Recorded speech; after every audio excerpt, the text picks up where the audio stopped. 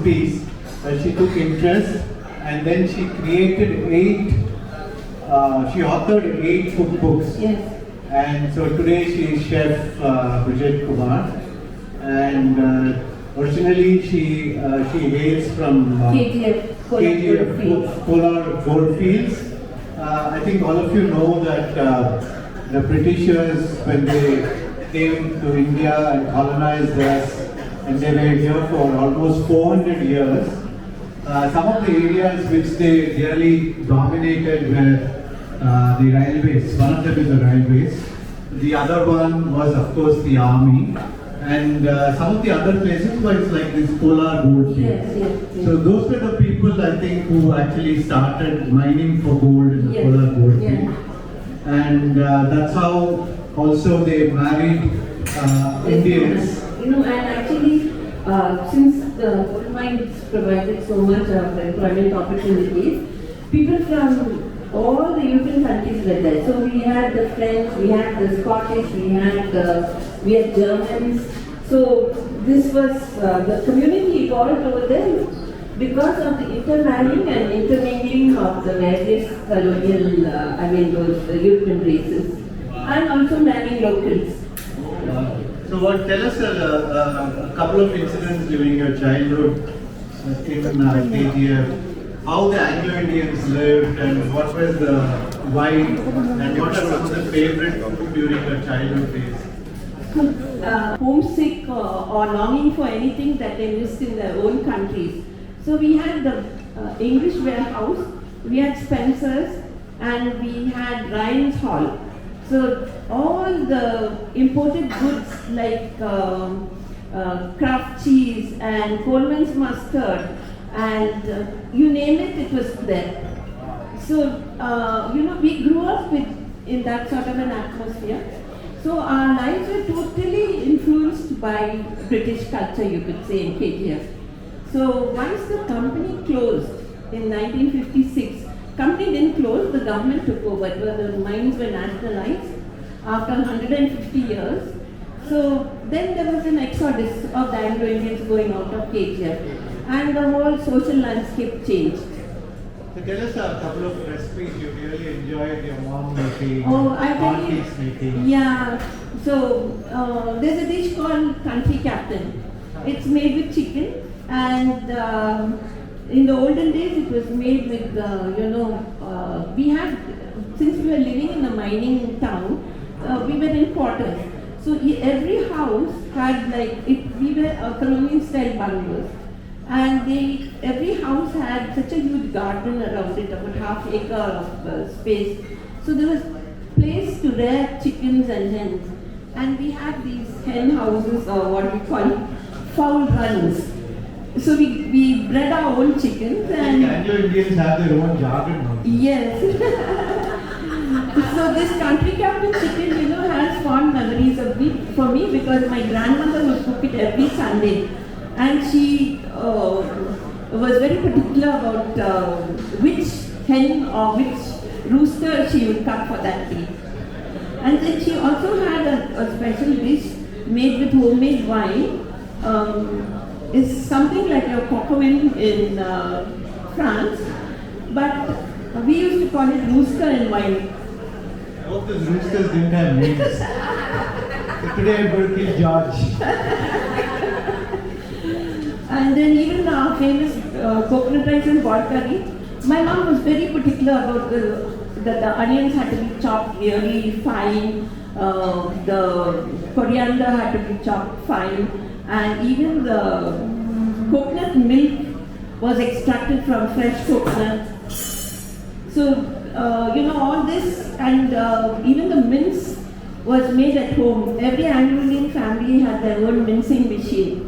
On the table, we had a kitchen table. One side we had the coconut scraper, and one side was the mincing machine. I think the Indians never used minced chicken or minced meat. No. So the meat would be brought fresh from the butcher, and we'd help to grind the meat.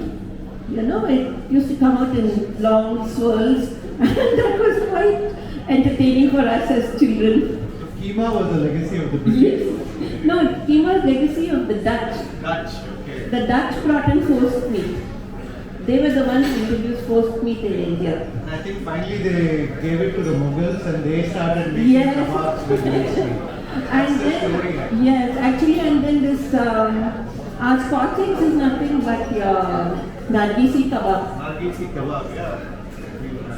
I think both sides were inspired by Yes, each other's yes, cuisines. yes. So the Khansamas, the cooks in Yes, the so there palaces. was, like during this colonial period, there were two streams which came into existence. One, the Kansanas and Bawarachis and the cooks in clubs and in tea gardens.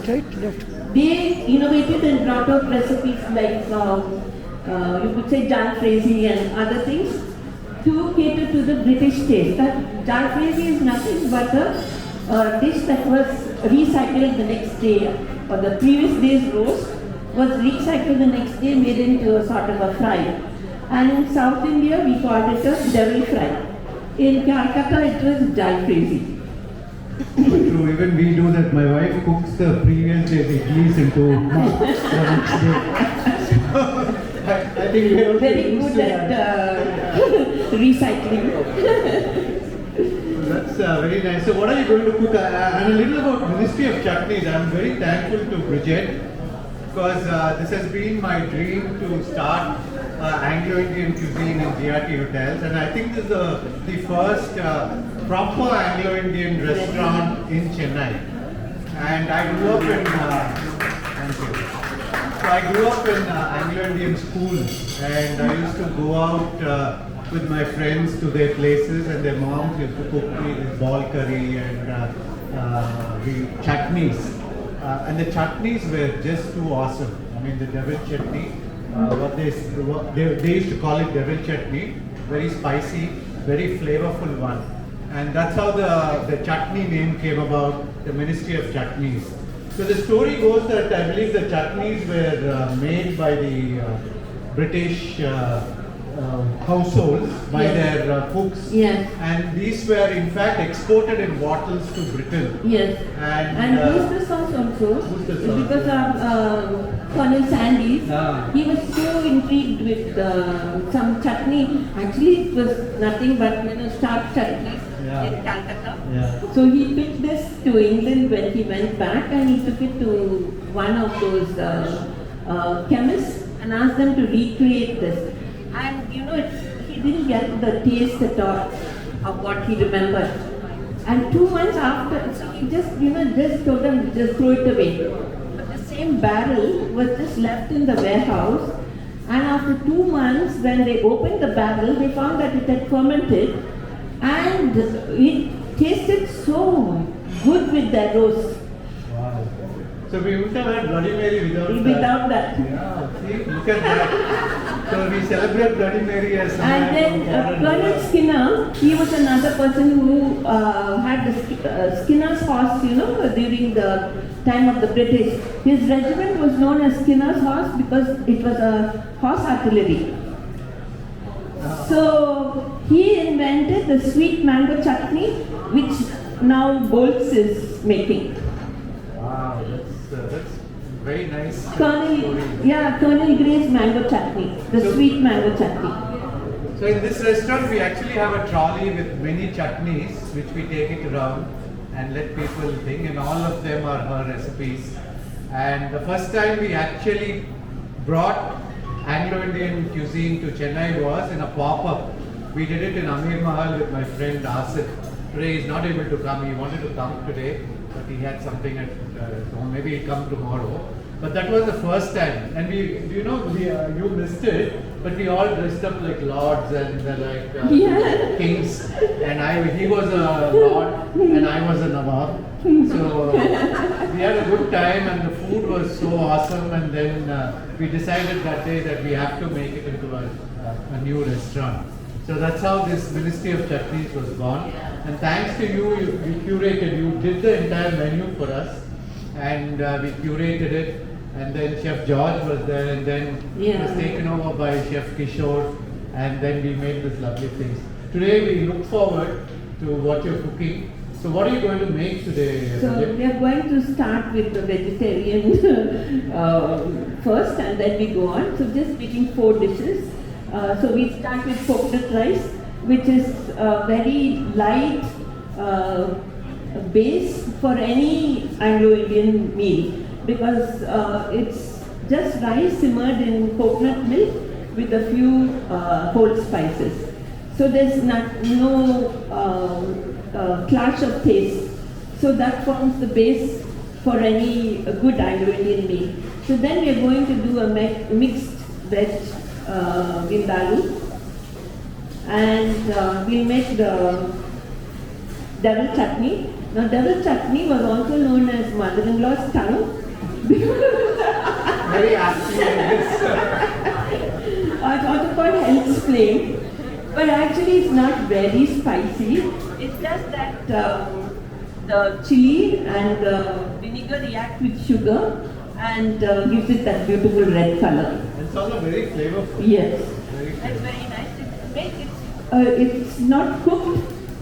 It's just we grind the onions in the raw state.